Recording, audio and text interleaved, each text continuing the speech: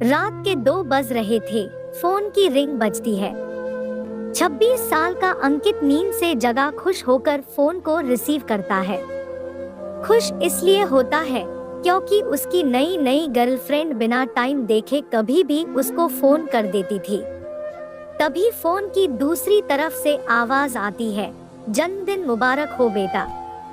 आज मेरा बेटा पूरे 26 साल का हो गया है। मैं बहुत खुश हूँ। माँ की आवाज सुनते ही अंकित के चेहरे के एक्सप्रेशन बदल गया। वो गुस्से में बोलता है, माँ तुम्हें समझ नहीं आता क्या?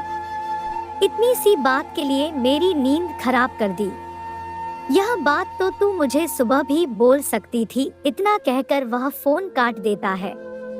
थोड़ी देर बाद फिर से फोन की रिंग बजती है। अंकित फिर से फोन उठाता है और इस बार फोन उसके पापा का था।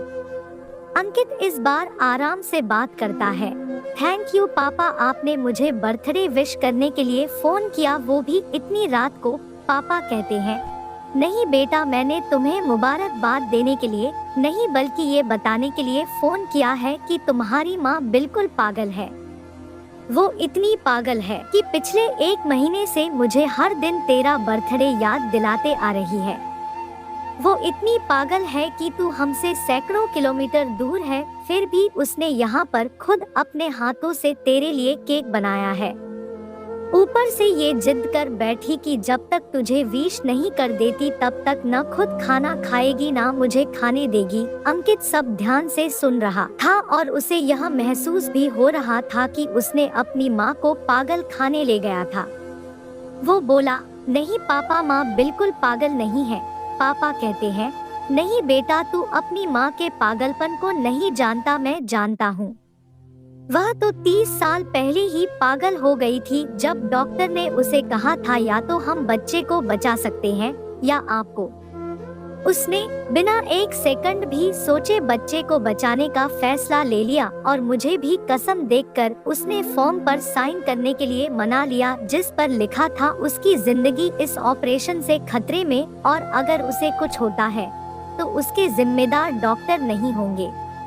अब तू ही बता, बिना तुझे देखे जो औरत तेरे लिए मरने को तैयार हो जाए उसे हम पागल नहीं कहेंगे तो क्या कहेंगे? इतना कहकर पापा ने भी फोन रख दिया। अंकित ने भी अब यह महसूस किया था कि वह जो कर रहा था वो भूल नहीं गुनाह था। हाँ, एक बार किसी इंसान को दुख दे तो कोई बात नहीं, लेकिन भगवान को दुख देना गुनाह ही होता है। और माँ भगवान से कम नहीं होती। तभी उसकी आंखों से आंसू बहने लगे। सवेरा होते ही आनंद अपने घर की ओर रवाना हो गया अपने माँ बाप से माफी मांगने के लिए। घर पहुँचते ही उसने पहले माँ से माफी मांगी जिसने उसे गले से लगा लिया। फिर वह अपने पापा से माफी मांगने लगा। पापा ने कहा, कोई बात नहीं बेटा, जा तू वापस चला जा।